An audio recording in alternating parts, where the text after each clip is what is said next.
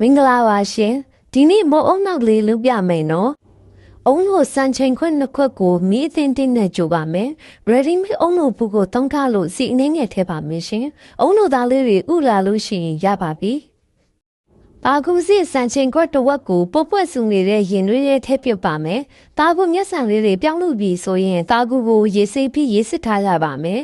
စံစိမ့်မုံစံချိန်ခွက်တစ်ခွက်ကိုအဲ့ဒီခွက်နဲ့ပဲရေသုံးခွက်စာထည့်ဖြောရပါမယ်။ဇံမုံအခဲလေးတွေမကြမ်းအောင်တိကျစွာဖြောရပါမယ်ရှင်။ဦးနိုစံချိန်ခွက်တစ်ခွက်ကိုအိုးရဲထက်မီးတင်တင်နဲ့ကြိုရမယ်။စူလာရင်တကြားထမင်းစားဆုံး၄စုံထည့်ပါမယ်ရှင်။ဖြောထားတဲ့ဇံမုံရေထည့်မွေပါမယ်။ဇက်တိုက်မီးအင်းနဲ့မွေရပါမယ်ရှင်။ပြစ်လာတဲ့အနေထားရောက်လာရင်တာကူထည့်မွေပါ။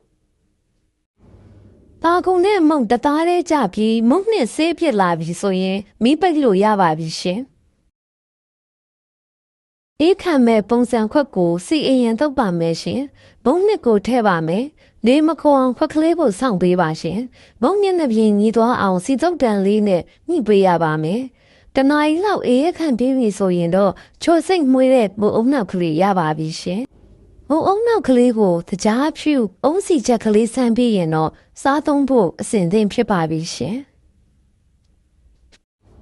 ရိုးရှင်းတဲ့မုတ်လုံနီးလေးတွေနဲ့ပျော့ပျော့ချက်ဖို့အင်ရှင်မအကောင့်ကို like and follow လေးလုပ်ထားပေးပါနော်။ကျေးဇူးတင်ပါတယ်ရှင်။